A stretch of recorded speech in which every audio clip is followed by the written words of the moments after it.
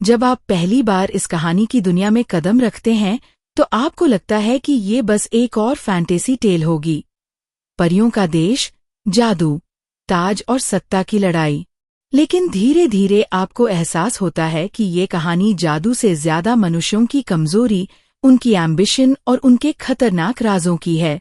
The cruel Prince सिर्फ एक fantasy नहीं, बल्कि पावर, बिट्रेयल और सर्वाइवल की ऐसी जर्नी है जहां हर मुस्कान के पीछे एक साजिश छिपी है।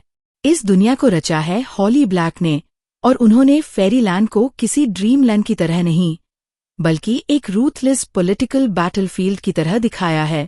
यहाँ सुंदरता के पीछे जहर है, संगीत के पीछे षड्यंत्र है, और शाही महल के अंदर हर कदम पर धोखा बिछा हुआ है। कहानी शुरू होती है जूड दुआर्ते से, एक साधारण इंसानी लड़की जो परियों की दुनिया में पली बढ़ी है। उसके माता पिता की हत्या एक खतरनाक फेरी जनरल मैडॉक के हाथों हो चुकी है, और वही मैडॉक उसे और उसकी बहनों को फेरीलैंड ले आता है।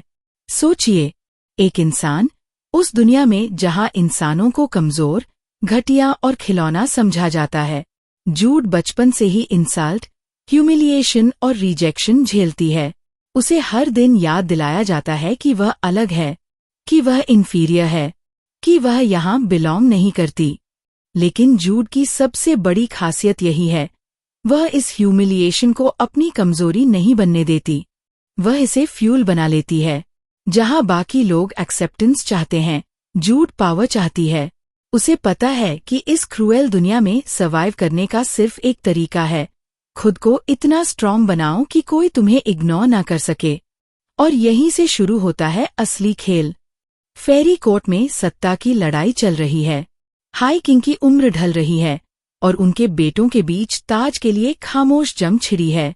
इनमें सबसे खतरनाक और अनप्रिडिक्टेबल है प्रिंस कार्डन। कार्डन, जिसकी आंखों में नफरत है, जिसकी मुस्कान में अपमान है, और जिसके शब्द जूड के दिल को बार बार चोट पहुंचाते हैं। वह जूड को सबसे ज्यादा तंग करता है, उसे पब्लिकली इंसल्ट करता है, उसे याद दिलाता है कि वह इंसान है, और इसलिए कभी भी इस दुनिया में बराबरी की हकदार नहीं। लेकिन कहानी इतनी सिंपल नहीं है। कार्डन की क्रूएल्टी के पीछे भी इनसिक्योरिटी है। रॉयल फैमिली के अंदर जो पॉलिटिक्स चल रही है, वह किसी भी बाहरी दुश्मन से ज्यादा खतरनाक है। भाई अपने भाई पर भरोसा नहीं करता, सलाहकार अपने राजा से लॉयल्टी नहीं रखते, और हर कोई सीक्रेटली पावर के लिए तैयार बैठा है। जूड यह सब ऑब्जर्व करती है। वह सिर्फ विक्टिम बनकर नहीं रहना चाहती, वह चेसबोर्ड पर पॉन नहीं, प्लेयर बनना चाहती है।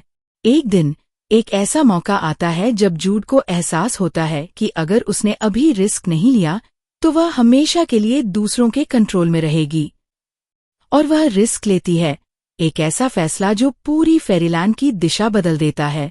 वह पॉलिटिकल कॉन्स्पिरेसी में कूद पड़ती है, वह अलायंसेस बनाती है, वह झूठ बोलती है, वह मैनिपुलेट करती है, और हर कदम के साथ वो खुद भी बदलती जाती है। अब सवाल यह नहीं रह जाता कि जूड सर्वाइव करेगी या नहीं। सवाल ये बन जाता है, क्या पावर की इस दौड़ में वो खुद को खो देगी? क्योंकि पावर एक अजीब चीज है। जब तक आपके पास नहीं होती, आप उसे पाने के लिए कुछ भी करने को तैयार रहते हैं। लेकिन जब वह आपके हाथ में आती है, तो वह आपको बदलने लगती है। जूड भी इस बदलाव से अछूती नहीं रहती। वह स्ट्रॉन्गर होती है, स्मार्टर होती है, लेकिन साथ ही कॉल्डर भी। कार्डन और जूड के बीच की केमिस्ट्री भी इसी पॉलिटिक्स के बीच ग्रो होती है। हेट और अट्रैक्शन का एक डेंजरस मिक्स।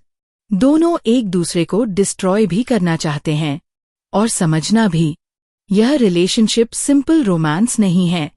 यह माइंड गेम्स का बैटल है, जहां ट्रस्ट एक लक्ष्यूरी है और बिट्रेयल कॉमन करेंसी।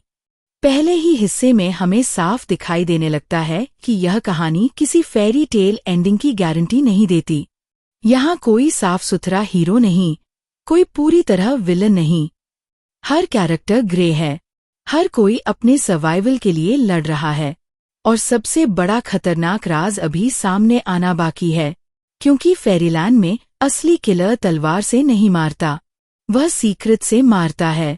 एक सही समय पर खोला गया राज, एक गलत समय पर किया गया ट्रस्ट पूरी किंगडम को हिला सकता है। ये तो बस शुरुआत है। आगे इस कहानी में बिट्रेयल्स और भी गहरे होंगे, अलायंसेस टूटेंगे और जूड को ऐसे फैसले लेने पड़ेंगे जिनसे उसकी किस्मत ही नहीं, पूरी फेरी कोर्ट की तकदीर तय होगी। और तब असली सवाल उठेगा, क्या इंसान होने के बावजूद जूड इस क्रूर दुनिया की सबसे डेंजरस प्लेयर बन पाएगी? अगर आप तैयार हैं इस पॉलिटिकल फैंटेसी थ्रिलर की असली गहराई में उतरने के लिए, तो आगे का हिस्सा और भी इंटेंस होने वाला है, जहां हर मुस्कान के पीछे साजिश होगी और हर प्यार के पीछे शक। फेरी कोर्ट की चमक दमक बाहर से जितनी खूबसूरत दिखती है, अंदर से उतनी ही जहरीली है। जूड अब सिर्फ इंसल्ट सहने वाली लड़की नहीं रही। उसने समझ लिया है कि इस दुनिया में सम्मान मांगकर नहीं मिलता, छीनना पड़ता है। लेकिन सम्मान छीनने के लिए सिर्फ तलवार नहीं, दिमाग चाहिए। और जूड का दिमाग अब पहले से ज्यादा तेज हो चुका है। हाइकिंग की सेहत गिरती जा रही है और ताज को लेकर महल के अंदर जो खामोश साजिशें चल रही हैं, वे अब खुलकर सामने आने लगी हैं। प्रिंस डेन, जो खुद को अगला राजा मानकर चलता है, सीक्रेटली जूड को अपने लिए काम करने को कहता है। डेन के पास एक खास जादुई ताकत है। वह लोगों को कमांड दे सकता है और वे उसके आदेश के खिलाफ नहीं जा सकते। लेकिन इंसानों पर उसका जादू काम नहीं करता। यही जूड की सबसे बड़ी ताकत है। पहली बार उसका इंसान होना कमजोरी नहीं, एडवांटेज बन जाता है। डेन उसे स्पाई बनाता है, अपने ही भाइयों के खिलाफ। जूड अब कोर्ट की राजनीति के बीच खड़ी है। हर दिन वह नए झूठ गढ़ती है। हर रात वह सोचती है कि किस पर भरोसा करे। और हर कदम पर उसे ये डर रहता है कि अगर उसकी सच्चाई खुल गई तो उसे सिर्फ एग्जाइल नहीं, मौत भी मिल सकती है। इसी बीच प्रिंस कार्डन और उसके दोस्तों की क्रूएल्टी और भी बढ़ जाती है। कार्डन उसे ह्यूमिलिएट करता है, उसके ड्रिंक में जहर मिलाने की कोशिश करता है, उसे पब्लिक में नीचा दिखाता है। लेकिन जूड अब रोती नहीं, वह ऑब्जर्व करती है। कार्डन की आंखों में उसे सिर्फ नफरत नहीं, दर्द भी दिखाई देने लगता है। रॉयल फैमिली के अंदर जो निग्लेक्ट और अब्यूज उसने सहा है, उसने उसे अंदर से तोड़ दिया है। कार्डन की क्रूएल्टी उसके आमों की तरह है, एक ढाल जिससे वह अपनी कमजोरी छुपाता है। लेकिन सिंपैथी और स्ट्रैटेजी अलग चीजें हैं। जूड जानती है कि इमोशंस इस गेम में वीकनेस बन सकते हैं। वह खुद को रिमाइंड करती है, ये चेस बोर्ड है और हर पीस का इस्तेमाल सही समय पर करना होगा। और फिर वह रात आती है जो पूरी कहानी की दिशा बदल देती है। कोरोनेशन सेरेमनी के दौरान, जहां हाई किंग अपने उत्तराधिकारी की घोषणा करने वाला है, महल में केओस फैल जाता है। ब्लडशेड होता है, विश्वासघात होता है। प्रिंस बेल्किन, जो सबसे खतरनाक और रूथलेस भाई है, ताज पर कब्जा कर लेता है। वह अपने ही पिता की हत्या कर देता है। डेन और बाकी भाइयों का भी अंत हो जाता है। कुछ ही पलों में सत्ता का खेल खून से रंग जाता है। जूड सब कुछ अपनी आंखों से देखती है। उसकी सारी प्लानिंग, सारी लॉयल्टीज सब बिखर जाती हैं। डेन, जिसके लिए वह स्पाई कर रही थी, अब मर चुका है और उसके साथ जूड की सेफ्टी भी खत्म हो चुकी है। अब फेरीलैंड पर बेल्किन का राज है, एक ऐसा राजा जो क्रूएल्टी को कमजोरी नहीं मानता बल्कि पॉलिसी बनाता है। लेकिन कहानी यहीं खत्म नहीं होती। बेल्किन को राजा बनने के लिए पब्लिक एक्सेप्टेंस चाहिए। फेरी कोर्ट के नियमों के अनुसार कोरोनेशन में एक खास रिचुअल होता है और वहां एक अनएक्सपेक्टेड ट्विस्ट सामने आता है। प्रिंस कार्डन, जिसे हमेशा इरेस्पॉन्सिबल, ड्रंक और यूजलेस समझा जाता था, अचानक इस पावर स्ट्रगल के बीच खड़ा हो जाता है। बेल्किन उसे कंट्रोल में रखना चाहता है, पपेट की तरह इस्तेमाल करना चाहता है। और यहीं जूड का दिमाग लाइटनिंग की तरह काम करता है। वह समझ जाती है कि अगर बेल्किन सीधे राजा बन गया तो फेरीलैंड पूरी तरह टिरनी में बदल जाएगी। लेकिन अगर कार्डन को ताज मिले तो शायद उसे कंट्रोल किया जा सकता है। एक इंसान लड़की एक प्रिंस को मैनिपुलेट करके किंग बना दे, यह सोच भी इंसेन लगती है। लेकिन जूड रिस्क लेती है। वह एक डेंजरस प्लान बनाती है। वह बेल्किन के सामने सरेंडर का नाटक करती है, लेकिन सीक्रेटली कार्डन के साथ डील करती है। डील सिंपल नहीं है। वह कार्डन को ताज दिलाएगी। बदले में कार्डन 1 साल और 1 दिन तक उसकी हर बात मानेगा। इमेजिन कीजिए, जिस प्रिंस ने उसे हमेशा इंसल्ट किया, वही प्रिंस उसके ऑर्डर्स फॉलो करेगा। कोरोनेशन के दिन पूरा कोर्ट शॉक में है। कार्डन हाई किंग बन जाता है। बेल्किन अरेस्ट होता है और सबको लगता है कि कार्डन जीत गया। लेकिन असली विनर कौन है? जूड। कम से कम अभी तक। अब पावर ऑफिशियली कार्डन के पास है, लेकिन कंट्रोल जूड के पास। वह पर्दे के पीछे से किंगडम चलाती है। ऑर्डर्स कार्डन के नाम से जाते हैं, डिसीशंस जूड लेती है। पहली बार वह पॉन नहीं, क्वीन की तरह खेल रही है। लेकिन पावर का खेल कभी स्टेबल नहीं रहता। कार्डन को धीरे धीरे एहसास होने लगता है कि वह पपेट है, और पपेट बनकर कोई प्रिंस ज्यादा दिन खुश नहीं रह सकता। उनके बीच का टेंशन अब सिर्फ हेट्रेड नहीं, डेंजरस अट्रैक्शन और मिसट्रस्ट का मिक्स बन चुका है। जूड ने जो चाहा वह पा लिया, पावर, कंट्रोल, रिस्पेक्ट। लेकिन अब उसके सामने एक नया सवाल खड़ा है। क्या वह सच में कंट्रोल में है, या उसने एक ऐसे किंग को ताज पहना दिया है जो किसी भी दिन रूल्स बदल सकता है? क्योंकि फेरीलैंड में अलायंसेस परमानेंट नहीं होते, डील्स फ्रैजाइल होती हैं, और 1 साल और 1 दिन बहुत जल्दी गुजर जाता है।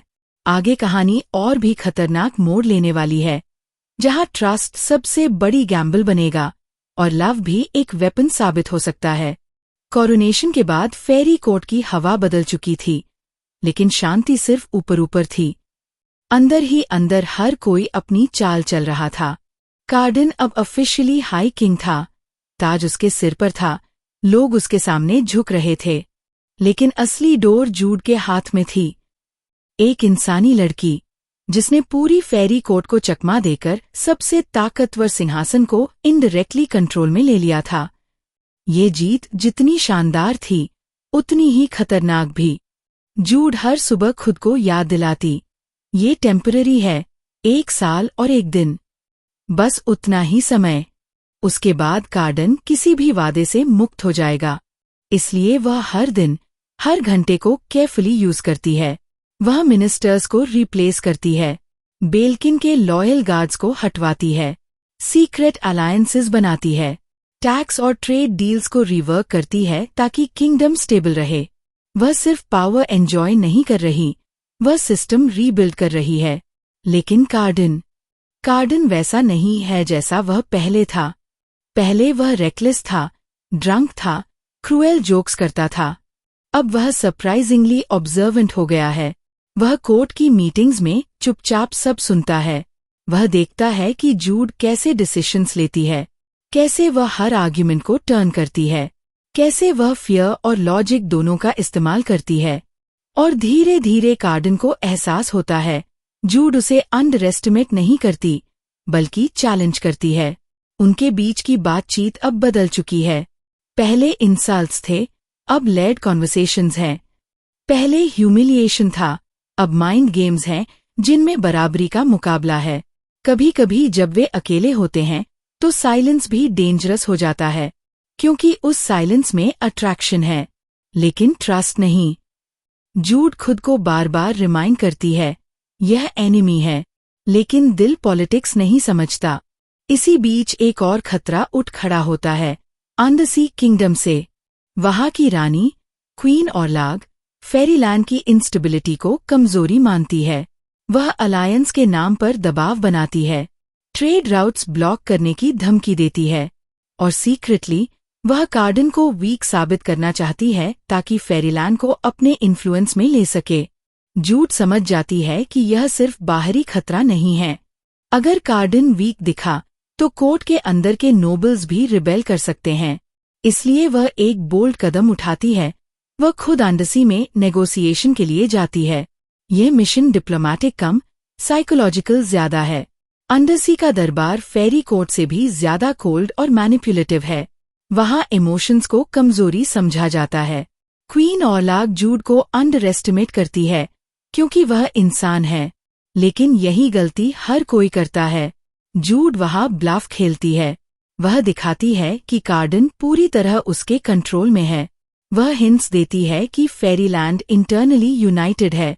वह क्वीन ऑरलाग को सटली थ्रेटन करती है कि अगर उसने प्रेशर बढ़ाया तो फेरीलैंड युद्ध के लिए तैयार है।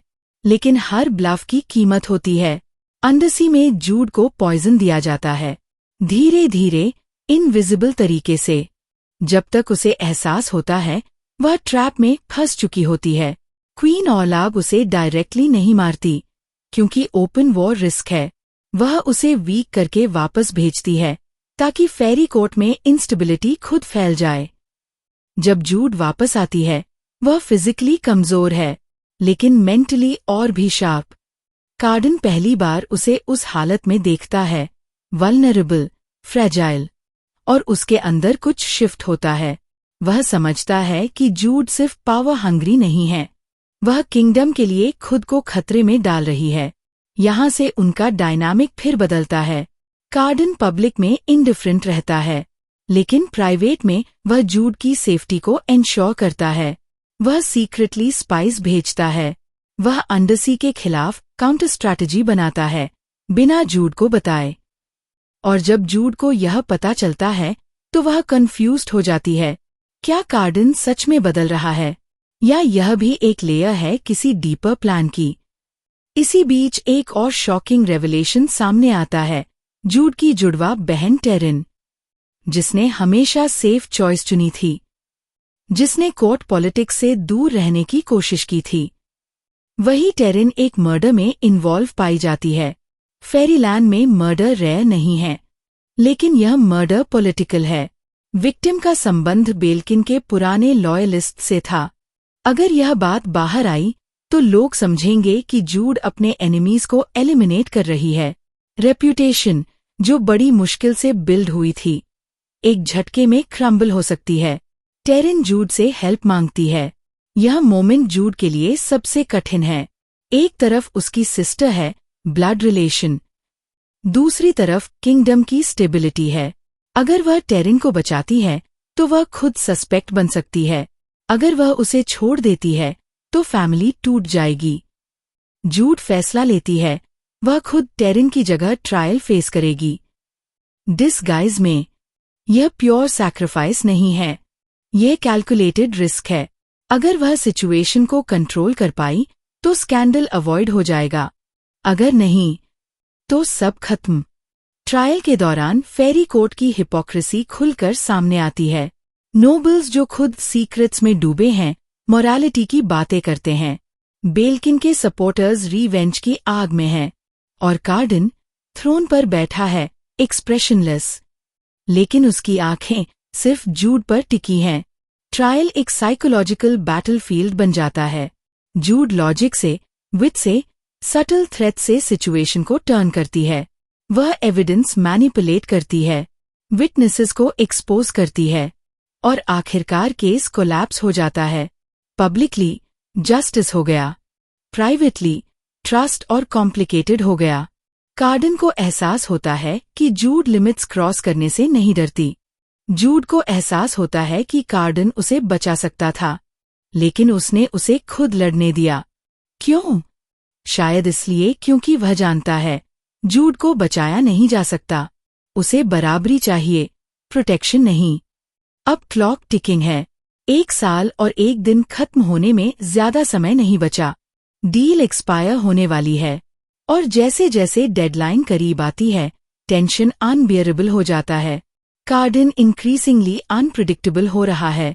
कभी वह जूड के प्लान्स फॉलो करता है, कभी सटल तरीके से उन्हें ट्वीक करता है। कभी वह कोल्ड किंग बन जाता है, कभी अनएक्सपेक्टेडली काइंड। जूड हर रात सोचती है, क्या मैंने सही चॉइस की थी? क्या पपेट बनाकर मैंने स्नेक को ताज दे दिया? लेकिन अब पीछे मुड़ने का रास्ता नहीं। पावर की असली परीक्षा तब होती है जब कंट्रोल स्लिप होने लगे, और जूड को महसूस होने लगा है कंट्रोल उसके हाथों से रेत की तरह फिसल रहा है, क्योंकि शायद कार्डन कभी पपेट था ही नहीं। शायद वह सिर्फ सही समय का इंतजार कर रहा था। और जब डील खत्म होगी, 1 साल और 1 दिन बाद, तो असली किंग कौन होगा? वह जिसके सिर पर ताज है, या वह जिसने ताज पहनाया?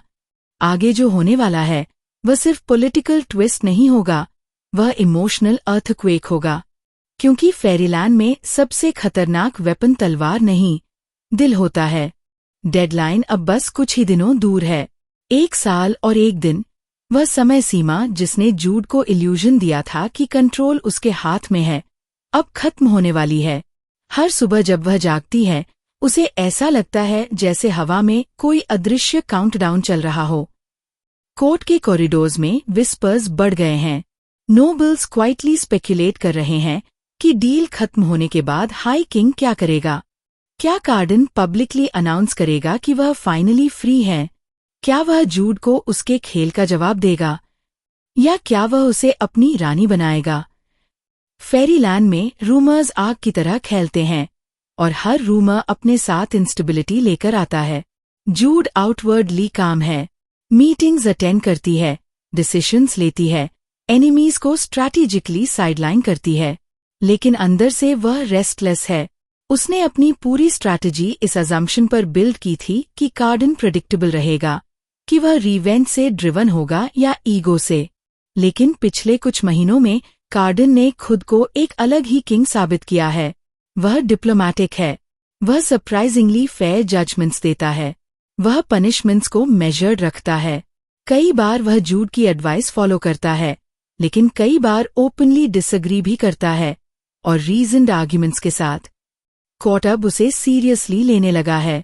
लोग उसे सिर्फ ड्रंकन प्रिंस नहीं, रियल हाई किंग के रूप में देखने लगे हैं। और यहीं जूड के मन में पहली बार एक डेंजरस सवाल उठता है। अगर कार्डन सच में कैपेबल किंग है, तो फिर उसके लिए जूड की जरूरत कितनी है? यह रियलाइजेशन स्वीट भी है और टेरिफाइंग भी। स्वीट इसलिए क्योंकि किंगडम स्टेबल हो रहा है, टेरिफाइंग इसलिए क्योंकि स्टेबिलिटी का मतलब है जूड का इनडायरेक्ट कंट्रोल इररिलेवेंट हो सकता है। इसी बीच बेल्किन के सपोर्टर्स क्वाइटली रीग्रुप कर रहे हैं। जेल में बंद बेल्किन अभी भी थ्रेट है, उसका एग्जिस्टेंस ही रिमाइंडर है कि क्राउन फ्रेजाइल है। कुछ नोबल्स सीक्रेटली डिमांड कर रहे हैं कि बेल्किन को एक्सिक्यूट कर दिया जाए।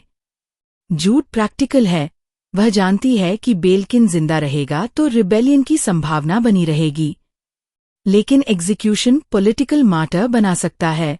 कार्डन अनएक्सपेक्टेडली अनाउंस करता है कि बेल्किन को पब्लिकली ट्रायल के बाद एग्जाइल किया जाएगा, डेथ नहीं। कोर्ट डिवाइडेड हो जाता है। जूड प्राइवेटली कन्फ्रंट करती है, यह रिस्क है। कार्डन कामली जवाब देता है, फियर पर बिल्ट किंगडम फ्रेजाइल होता है। मर्सी दिखाना वीकनेस नहीं, स्ट्रैटेजी है। यह वही कार्डन है जिसने कभी मर्सी को जोक समझा था। डील के खत्म होने से 1 दिन पहले एटमॉस्फियर अनबियरेबल हो जाता है। जूड रात में अकेले बालकनी पर खड़ी है। हवा में समुद्र की गंध है। उसे महसूस होता है कि चाहे कल जो भी हो, उसके बाद चीजें कभी पहले जैसी नहीं रहेंगी। और फिर कार्डन उसके पास आता है। कोई गार्ड्स नहीं, कोई रॉयल अनाउंसमेंट नहीं, सिर्फ वह और वह कैजुअली बात शुरू करता है, जैसे यह कोई ऑर्डिनरी नाइट हो। लेकिन हर शब्द लेयर्ड है। वह मेंशन करता है कि डील टेक्निकली मिडनाइट पर खत्म होगी। वह लाइटली पूछता है, क्या तुम डर रही हो? जूड इंस्टिंक्टिवली डिनाई करती है, लेकिन कार्डन उसकी आंखों में ट्रूथ पढ़ लेता है। और फिर वह कुछ ऐसा कहता है जो पूरे नैरेटिव को शेक कर देता है। तुमने सोचा था कि तुमने मुझे कंट्रोल किया, लेकिन हर डिसीजन जो तुमने लिया, मैंने अलाउ किया। यह एरोगेंस नहीं है, यह कन्फेशन है। कार्डन बताता है कि कोरोनेशन के दिन से ही उसे पता था कि जूड उसे मैनिपुलेट कर रही है। वह डील मान गया क्योंकि वह देखना चाहता था कि वह क्या करेगी। वह क्यूरियस था, एक इंसान इतनी बोल्ड स्ट्रैटेजी के साथ थ्रोन के पीछे क्या बनाएगी। उसने खुद को पपेट नहीं समझा, उसने खुद को ऑब्जर्वर बनाया। उसने जूड को पावर दी, टेम्परेरिली, ताकि वह प्रूव कर सके कि वह उसे डिजर्व करती है।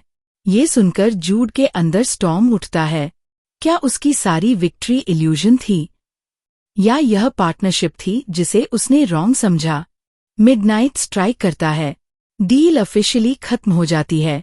साइलेंस। कार्डन नील करता है अनएक्सपेक्टेडली, लेकिन सबमिशन में नहीं। वह प्रपोज नहीं करता ट्रेडिशनल सेंस में। वह कहता है, अगर तुम्हें कंट्रोल चाहिए तो क्वीन बनो, ऑफिशियली, मेरे बराबर, बिहाइंड द थ्रोन नहीं, बिसाइड इट। यह प्रपोजल पावर का है, रोमांस का नहीं। जूड स्टन्ड है।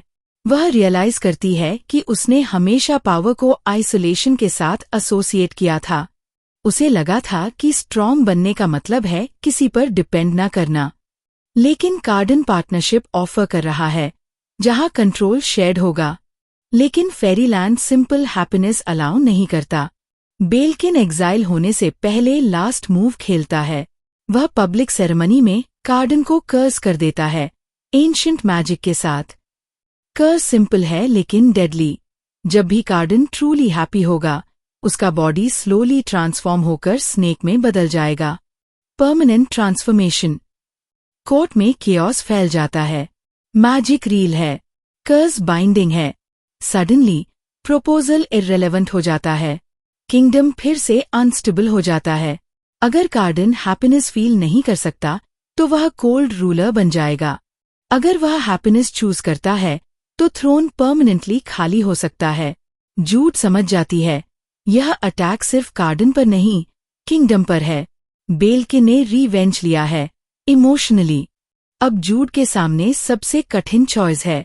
क्या वह कार्डन से डिस्टेंस रखे ताकि कर्ज एक्टिवेट न हो, या क्या वह रिस्क ले और सोल्यूशन ढूंढे, even if it means losing him. कार्डन आउटवर्डली डिसमिस करता है कर्ज को। वह जोक्स बनाता है, लेकिन जूड उसकी आंखों में फियर देखती है, पहली बार जेन्युइन फियर। और यही कहानी प्योर पॉलिटिकल थ्रिलर से इमोशनल बैटलफील्ड बन जाती है। जूड डिसाइड करती है, वह कर्ज तोड़ेगी। चाहे एंशिएंट मैजिक के अगेंस्ट जाना पड़े, चाहे अंडरसी से फॉरबिडन नॉलेज लेना पड़े, चाहे खुद को सैक्रिफाइस करना पड़े। क्योंकि अब यह सिर्फ पावर का सवाल नहीं है, यह चॉइस का सवाल है। क्या वह सिर्फ स्ट्रैटेजिस्ट रहेगी, या वह फाइनली एक्सेप्ट करेगी कि हार्ट भी वेपन है और वीकनेस नहीं। फेरीलैंड की सबसे क्रूएल आयरनी यही है, सबसे खतरनाक कर्ज तलवार से नहीं, इमोशन से एक्टिवेट होता है। और अब जूड को पावर और लव के बीच नहीं, फियर और करेज के बीच चूज करना है। आगे जो होगा वह सिर्फ थ्रोन डिसाइड नहीं करेगा, वह ये तय करेगा कि इंसान और फेरी के बीच की दूरी हमेशा रहेगी, या फाइनली ब्रिज बनेगा। बेल्किन के कर्ज के बाद फेरी कोर्ट की दीवारों में एक अजीब सी बेचैनी बस गई थी। सब कुछ पहले जैसा दिखता था, दरबार लगता था, फरमान जारी होते थे, संगीत बजता था, लेकिन हर मुस्कान के पीछे डर छिपा था। हाई किंग कार्डन अगर सच में खुश हुआ तो वह सर्प बन जाएगा, और अगर उसने खुद को खुश होने से रोक लिया तो वह धीरे धीरे अंदर से पत्थर बन जाएगा। दोनों ही हालात में किंगडम अनस्टेबल था। जूड ने सिचुएशन को कोल्ड लॉजिक से एनालाइज किया। कर्ज एंशिएंट मैजिक से बंधा था, उसे तोड़ने के लिए उससे भी पुरानी, उससे भी गहरी शक्ति चाहिए थी। फेरीलैंड की लाइब्रेरी में उसे इनकम्प्लीट रेफरेंसेस मिले, serpent curses, transformation spells, blood bound magic. लेकिन हर किताब वार्निंग देती थी, every curse has a loophole, but loopholes demand sacrifice. Sacrifice, यह शब्द जूड के लिए नया नहीं था। उसने रिस्पेक्ट के लिए सैक्रिफाइस किया था, फैमिली के लिए रिस्क लिया था, पावर के लिए खुद को बदल दिया था। लेकिन अब जो दाव पर था वह सिर्फ थ्रोन नहीं था, कार्डन था, और शायद उसका खुद का दिल भी। कार्डन आउटवर्डली अनअफेक्टेड दिखता था। वह मीटिंग्स अटेंड करता, डिप्लोमैटिक स्माइल्स देता, एनिमीज को मेजर्ड थ्रेट्स देता। लेकिन जूड नोटिस करती थी कि वह डिस्टेंस मेंटेन कर रहा है। वह इंटेंशनली खुद को डिटैच्ड रखता था, जैसे वह खुश होने के किसी भी चांस से भाग रहा हो। वह लेट नाइट्स अकेले बिताता, पार्टीज अवॉइड करता, कोर्ट के सेलिब्रेशंस शॉर्ट रखता, क्योंकि अगर वह ट्रूली हैप्पी हुआ, कर्ज एक्टिवेट हो सकता था। यह आयरनी क्रूएल थी। एक किंग जिसे अपनी खुशी से डरना पड़े। जूड ने डिसाइड किया सॉल्यूशन नॉलेज में है, और नॉलेज अंडरसी में। वह सीक्रेटली क्वीन ऑरलाग से मिलने जाती है। अंडरसी की दुनिया हमेशा की तरह कोल्ड और कैलकुलेटिंग है। ऑरलाग सिचुएशन से खुश है। फेरीलैंड का किंग इमोशनली क्रिपल्ड है। वह सटल डील ऑफर करती है। क्यों चाहिए? अलायंस साइन करो। फेरीलैंड को अंडरसी के साथ बाइंड करो। ये ट्रैप था। अगर जूड अग्री करती तो फेरीलैंड पॉलिटिकली डिपेंडेंट हो जाता। अगर मना करती तो क्योर अनरीचेबल रहता। जूड ब्लफ खेलती है।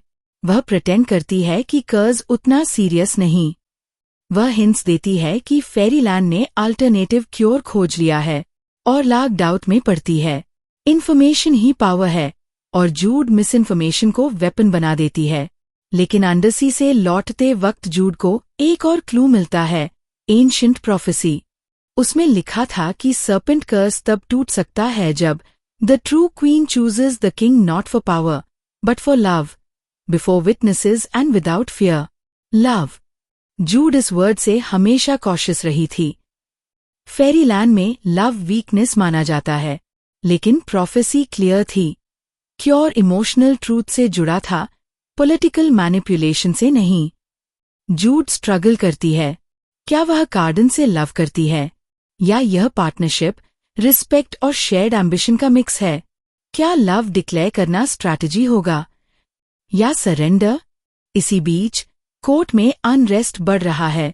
कुछ नोबल्स विस्पर कर रहे हैं कि कर्ज डिवाइन पनिशमेंट है। कुछ सजेस्ट कर रहे हैं कि कार्डन को टेम्पररीली रिप्लेस किया जाए। बेल्किन एग्जाइल में भी केओस क्रिएट कर रहा है, रूमर्स भेजकर। जूड रियलाइज करती है डीले डेंजरस है। वह पब्लिक सभा बुलाती है, पूरे फेरी कोर्ट के सामने। अनएक्सपेक्टेड। कार्डन अनअवेयर है उसके एग्जैक्ट प्लान से। सभा में जूड ओपनली बोलती है। वह कर्ज एक्सेप्ट करती है। वह एडमिट करती है कि हाई किंग वल्नरेबल है। कोर्ट गास्प करता है। रॉयल वीकनेस पब्लिकली एडमिट करना टबू है, लेकिन जूड डरती नहीं। फिर वह कार्डन की तरफ मुड़ती है। उसकी आवाज स्टेडी है। मैंने तुम्हें क्राउन के लिए चुना था, स्ट्रैटेजी के लिए, स्टेबिलिटी के लिए। लेकिन आज मैं तुम्हें इसलिए चुनती हूं क्योंकि तुम वह हो जो तुम हो। Flawed, cruel, kind, brilliant, unpredictable. मैं तुम्हारे साथ थ्रोन शेयर करना चाहती हूं। Not to control you, but to stand beside you. Silence. यह कन्फेशन कैलकुलेटेड नहीं लगता। यह रॉ है। कार्डन की आंखों में शॉक, फिर रियलाइजेशन, फिर हैप्पीनेस की हल्की चमक। कोर्ट कलेक्टिवली सांस रोक लेता है। मैजिक एंशिएंट है। वह वर्ड से बाइंड होता है, ट्रू इंटेंट से एक्टिवेट होता है। कार्डन के हाथों पर फेंट गोल्डन स्केल्स शिमर करते हैं। मोमेंट फ्रैजाइल है। अगर उसकी खुशी स्पाइक हुई, ट्रांसफॉर्मेशन परमानेंट हो सकता है। जूड एक कदम आगे बढ़ती है। वह उसका हाथ पकड़ती है, फर्मली। फियर के बावजूद। विटनेसेस के सामने। Without hesitation. मैं डरती हूं। वह धीरे से कहती है, लेकिन मैं भागूंगी नहीं। यह एडमिशन प्रोफेसी की आखिरी कंडीशन फुलफिल करता है, without fear. Golden scales glow करते हैं, फिर डिसोल्व हो जाते हैं। कोर्ट स्टन्ड है। कर्ज पूरी तरह टूटा नहीं, लेकिन वीकन हो गया है। अब ट्रांसफॉर्मेशन परमानेंट नहीं होगा। स्नेक फॉर्म टेम्पररी होगा, मोमेंट्री, नॉट एटर्नल। यह कंप्लीट विक्ट्री नहीं है, लेकिन सर्वाइवल है। बेल्किन का रिवेंज पार्शली फेल हुआ, लेकिन फेरीलैंड में हर विन की कीमत होती है।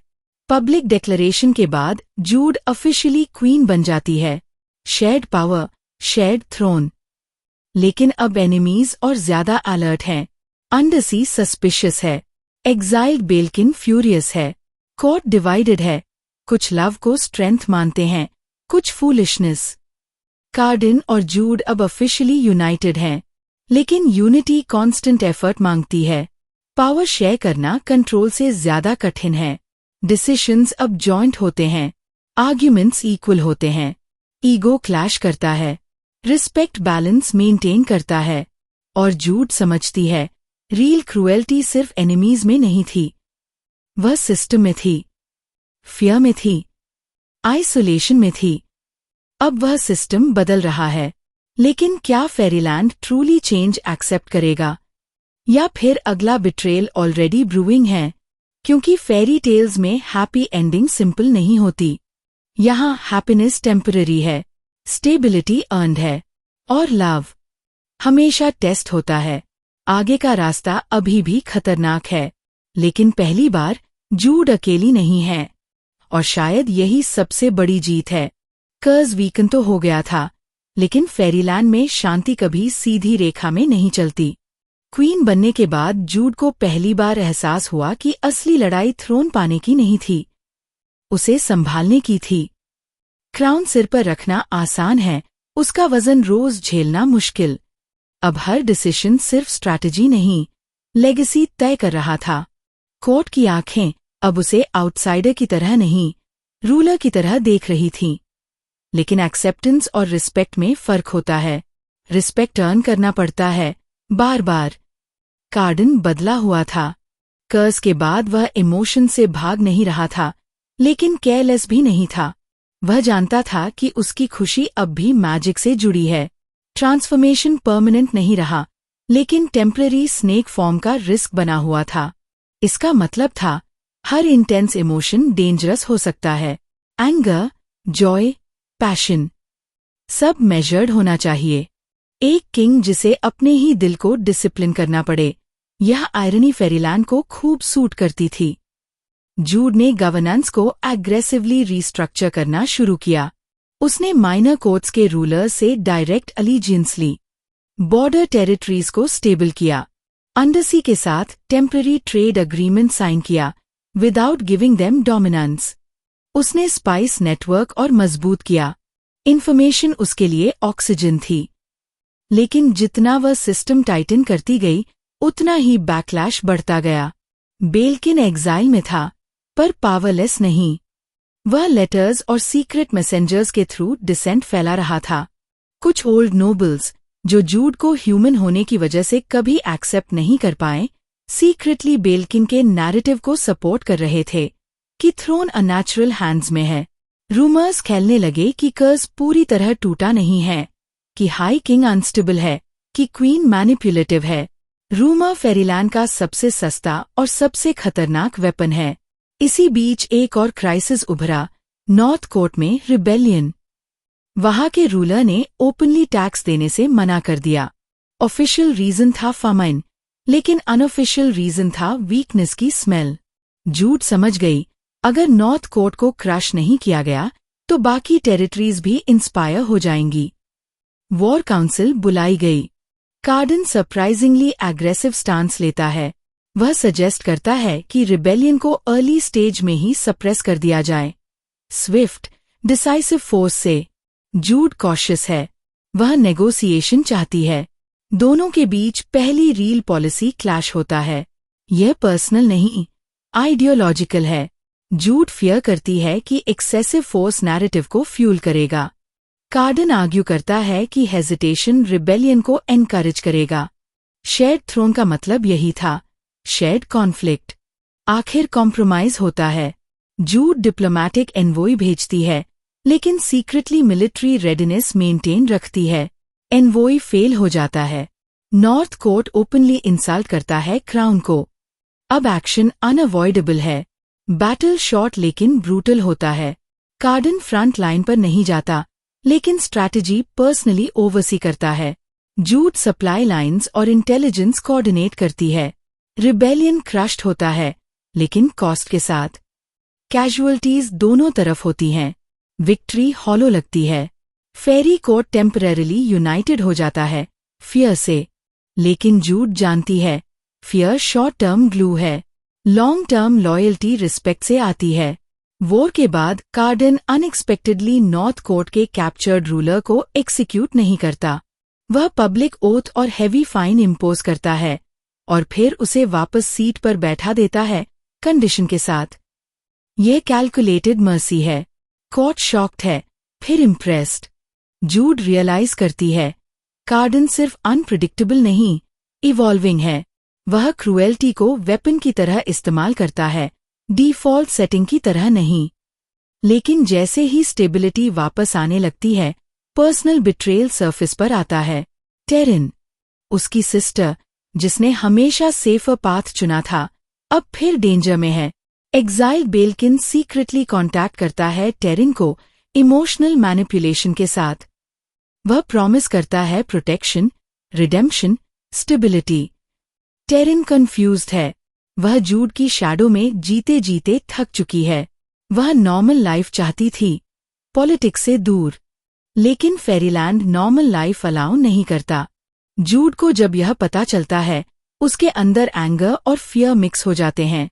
सिस्टर का बिट्रेयल सिर्फ पॉलिटिकल थ्रेट नहीं, इमोशनल क्रैक है। वह टेरिन को कॉन्फ्रंट करती है। कॉन्वर्सेशन रॉ है। टेरिन अक्यूज करती है, तुम्हें हमेशा थ्रोन चाहिए था, तुम्हें पावर चाहिए थी, तुमने मुझे चॉइस नहीं दी। जूड डिफेंड करती है, मैंने सर्वाइवल चुना, मैंने कंट्रोल इसलिए चाहा क्योंकि बिना कंट्रोल हम खत्म हो जाते। दोनों सही हैं, दोनों गलत भी। इसी इमोशनल केओस के बीच बेल्किन नेक्स्ट मूव खेलता है। वह नॉर्थ कोर्ट के अनरेस्ट का फायदा उठाकर स्मॉल फैक्शन को रैली करता है। ऑफिशियल आर्मी नहीं, लेकिन इनफ केओस क्रिएट करने के लिए सफिशिएंट। और फिर एक रात पैलेस पर असैसिनेशन अटेम्प्ट होता है। टारगेट जूड। अटैक स्विफ्ट है, पॉइजन्ड ब्लेड्स, शैडो मैजिक। जूड बैली बचती है, थैंक्स टू क्विक रिफ्लेक्सेस और कार्डन की टाइमली इंटरवेंशन। फाइट इंटेंस है। कार्डन टेम्पररीली स्नेक फॉर्म में शिफ्ट हो जाता है, रेज ट्रिगर से। गोल्डन स्केल्स फ्लैश करते हैं, बॉडी इलॉन्गेट होती है, फिर सेकंड्स में वापस ह्यूमन फॉर्म। कोर्ट के गार्ड स्टन्ड हैं। ट्रांसफॉर्मेशन मिथ नहीं रहा, विजिबल रियलिटी बन गया है। असैसिन्स पकड़े जाते हैं।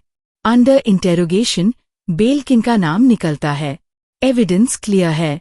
अब चॉइस सिंपल दिखती है, बेल्किन को परमानेंटली एलिमिनेट करो। लेकिन फेरीलैंड में सिंपल चॉइसेस रेयरली सिंपल होते हैं। एग्जीक्यूशन उसे मार्टर बना सकता है। एग्जाइल ऑलरेडी फेल हो चुका है। इम्प्रिजनमेंट टेम्पररी सोल्यूशन है। जूड रियलाइज करती है, थ्रेट को सिर्फ रिमूव नहीं, न्यूट्रलाइज करना होगा। वह बेल्किन से पर्सनली मिलने जाती है, सीक्रेटली। उनकी बातचीत कोल्ड और वेनमस है। बेल्किन स्टिल बिलीव्स क्राउन उसका है बाय राइट। वह जूड को प्रोवोक करता है, कहता है कि इंसान कभी ट्रूली रूल नहीं कर सकता।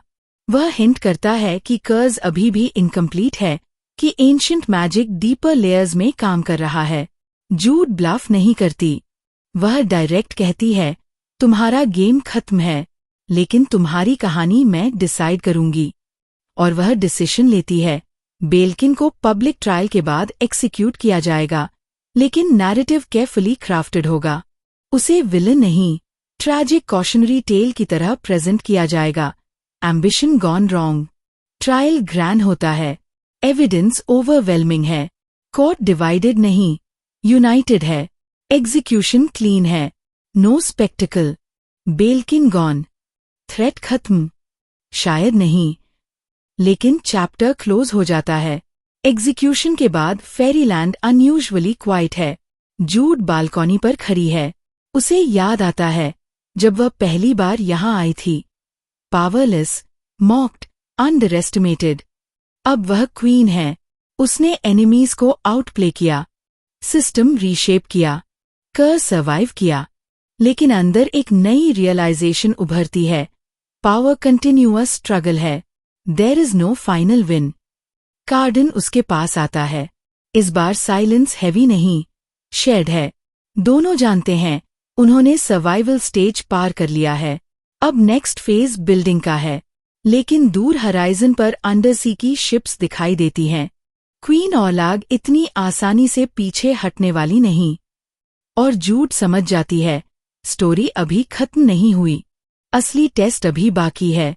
बेल्किन की एग्जीक्यूशन के बाद फेरीलैंड में जो खामोशी फैली थी, वह शांति नहीं थी, वह तूफान से पहले का सन्नाटा था।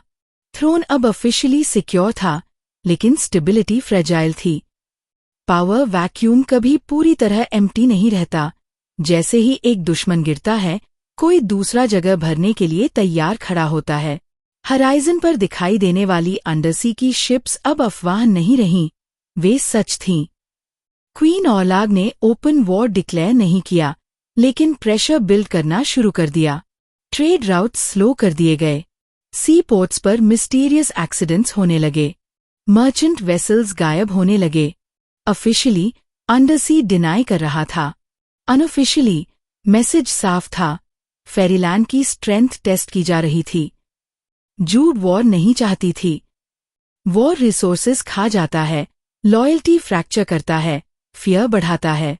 लेकिन वीकनेस दिखाना उससे भी ज्यादा डेंजरस था। काउंसिल मीटिंग टेंस थी। कुछ नोबल्स रिवेंज मोड में थे, अटैक अंडरसी फर्स्ट, कुछ डिप्लोमैटिक अप्रोच चाहते थे। कार्डन अनयूजुअली क्वाइट था।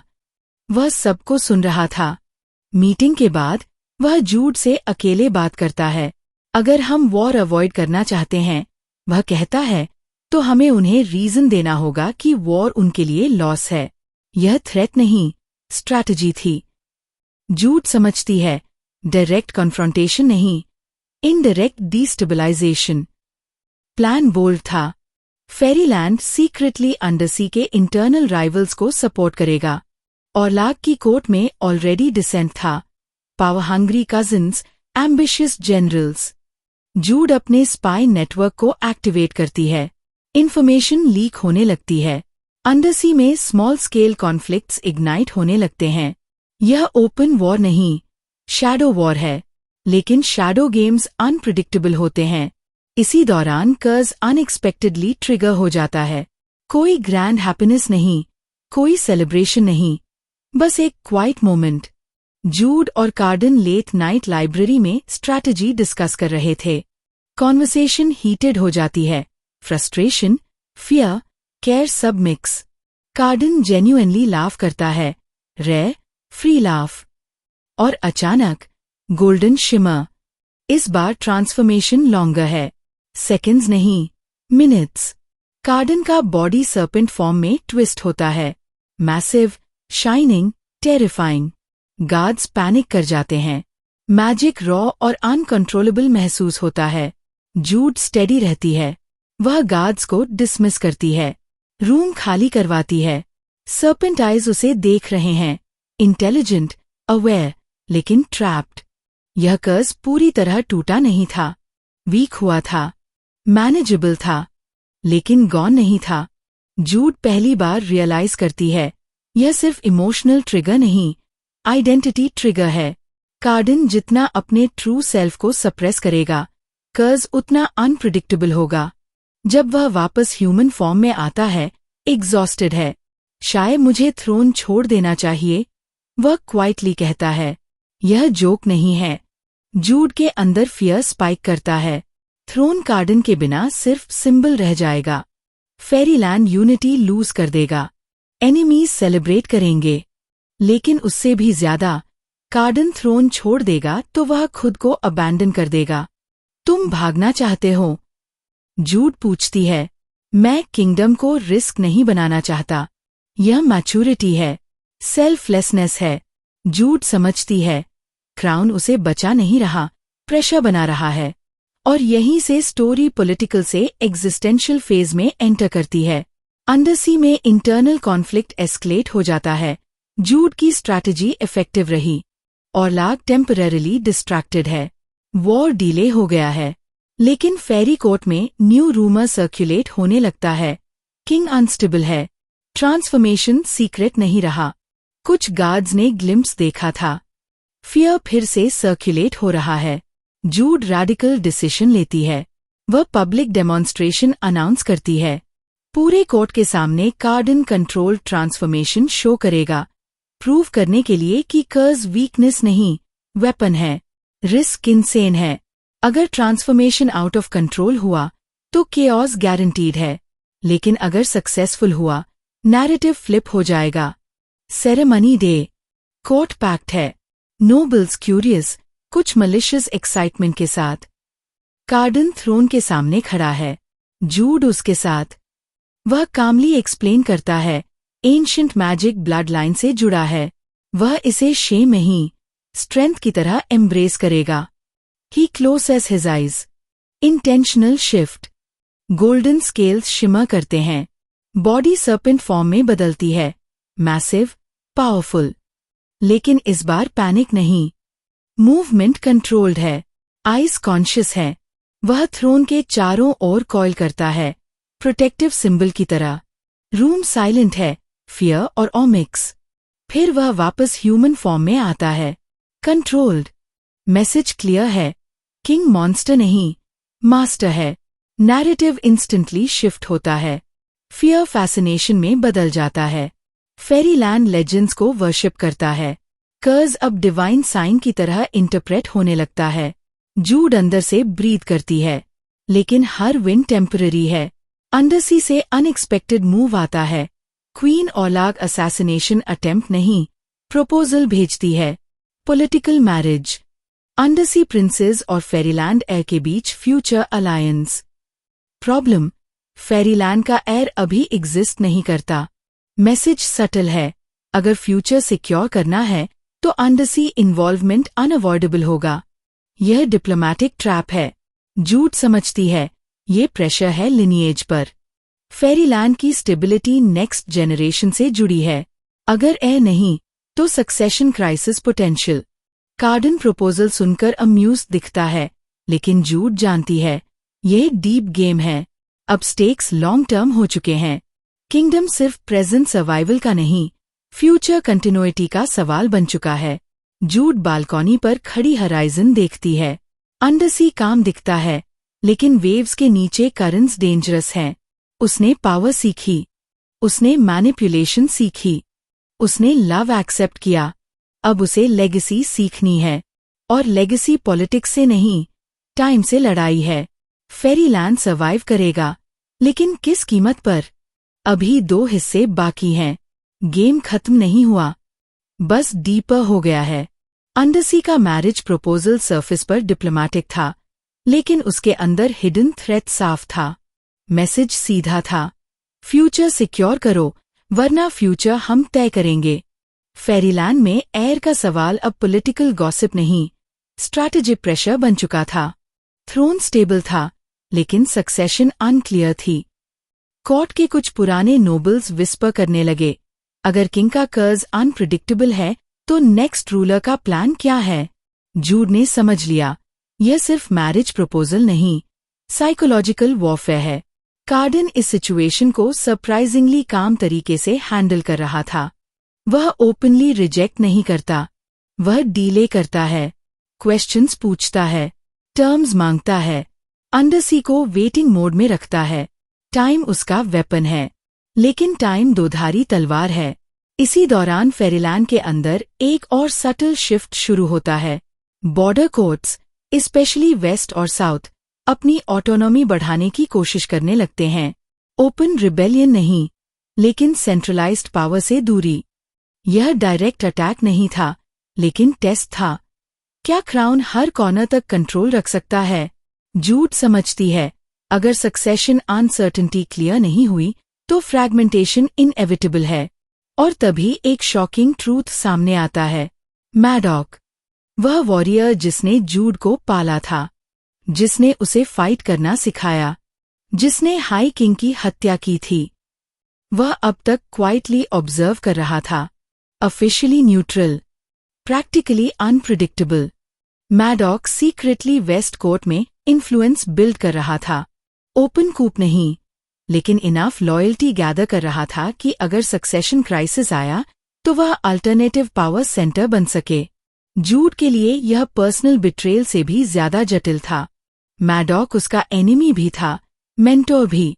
उसने उसे सर्वाइवल सिखाया था, उसने उसे क्रूएल्टी का रियल मीनिंग समझाया था। अब वही मैन पोटेंशियल राइवल बन रहा था। जूड डिसाइड करती है, कॉन्फ्रॉन्टेशन अवॉइड नहीं किया जा सकता। वह मैडॉक से प्राइवेटली मिलती है। उनकी बातचीत तलवार की धार पर चलने जैसी है। मैडॉक ओपनली डिनाई नहीं करता कि वह इन्फ्लुएंस बिल्ड कर रहा है। वह कामली कहता है, किंगडम स्ट्रॉन्ग लीडर चाहता है, फ्यूचर अनसर्टेन है, मैं केओस नहीं चाहता।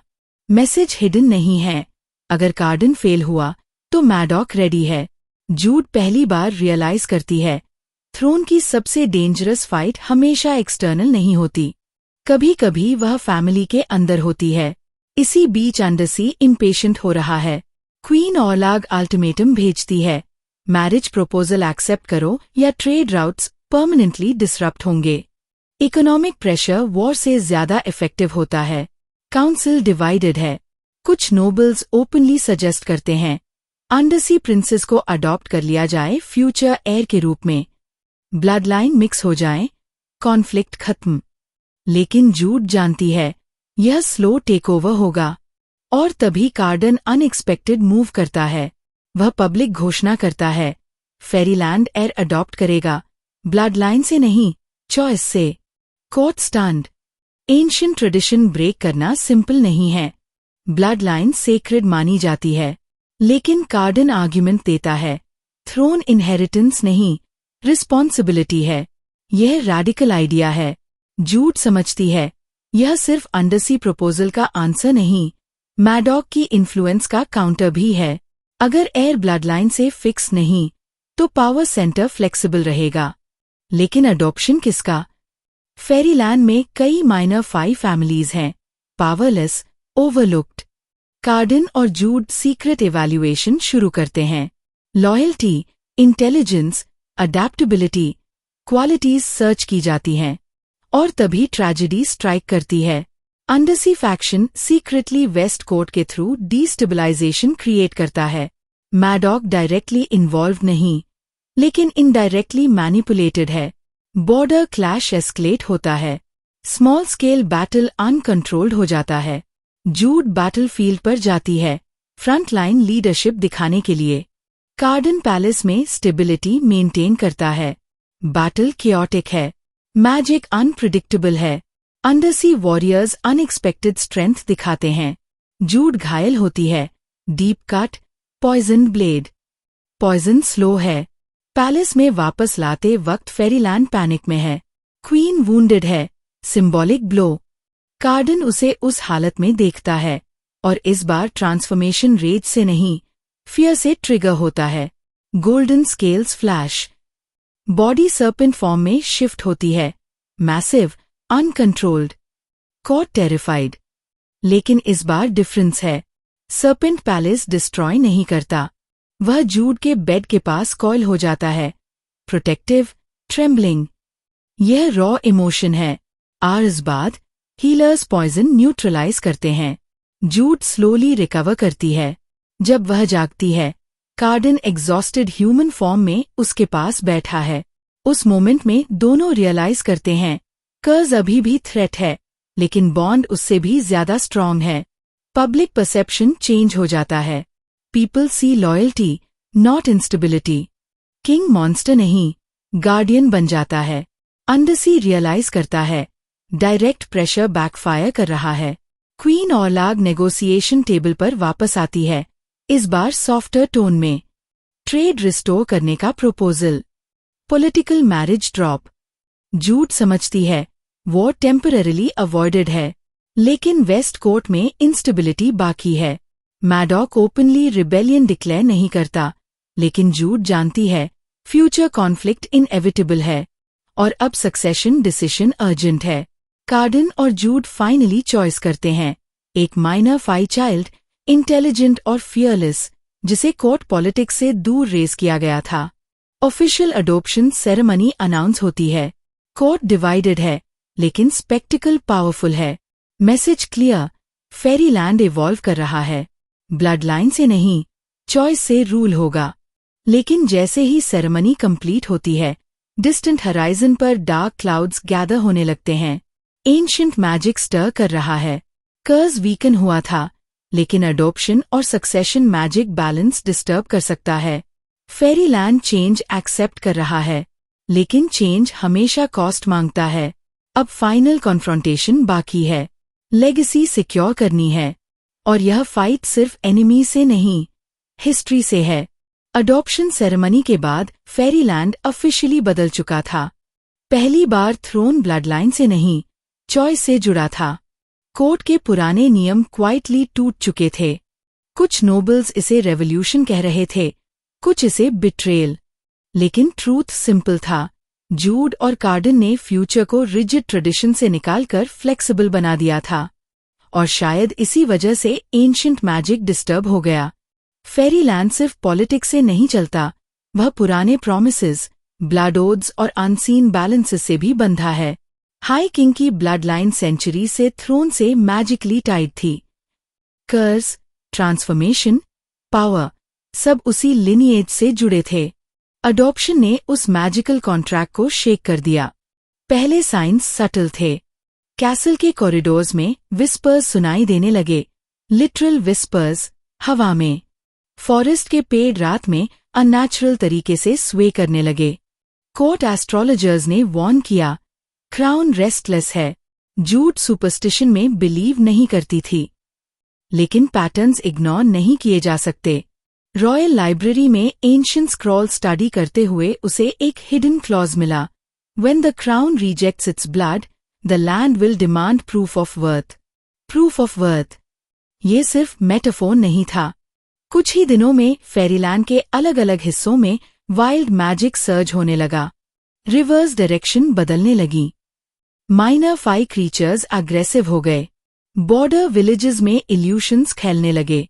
यह रिबेलियन नहीं था, यह लैंड का रिएक्शन था।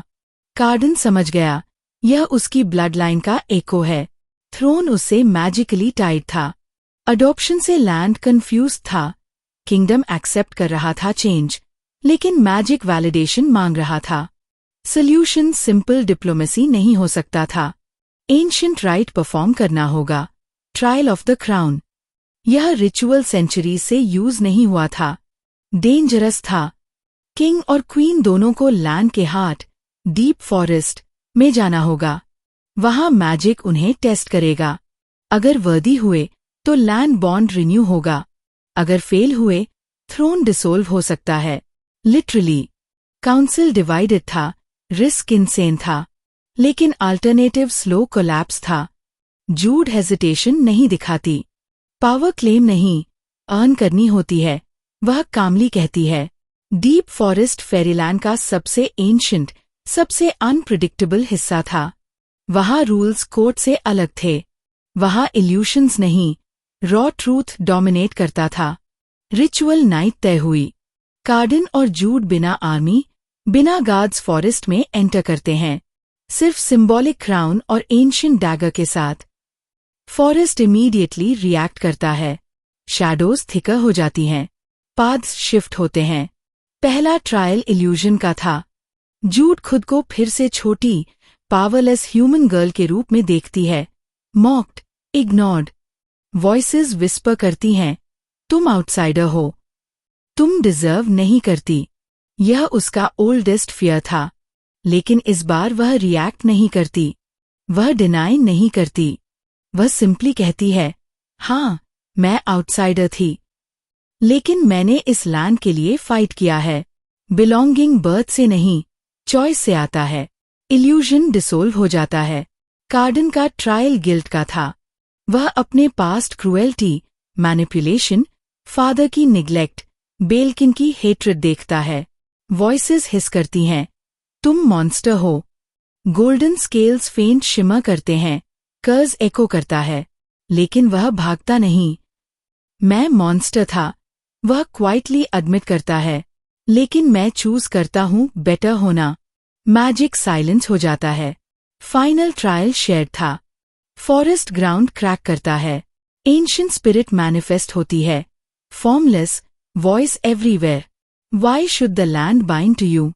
यह क्वेश्चन पॉलिटिकल नहीं, एग्जिस्टेंशियल था। जूड आंसर देने से पहले कार्डन की तरफ देखती है। इस बार स्ट्रैटेजी नहीं, ऑनेस्टी। हम परफेक्ट नहीं, जूड कहती है। हमने मिस्टेक्स की हैं, हमने ब्लड शेड किया है, लेकिन हमने चेंज चूज किया है। कार्डन ऐड करता है, अगर लैंड हमें रिजेक्ट करता है, हम फोर्स नहीं करेंगे। रूल कंसेंट से होगा, फियर से नहीं। यह रिस्की स्टेटमेंट था। थ्रोन सरेंडर करने की रेडीनेस। Long silence. फिर ग्राउंड स्टेडी हो जाता है। फॉरेस्ट लाइट सॉफ्ट हो जाती है। क्राउन फेंट ग्लो करता है। बॉन्ड रिन्यू हो गया, लेकिन थोड़ा अलग। कार्डन की ट्रांसफॉर्मेशन मैजिक शिफ्ट हो जाती है।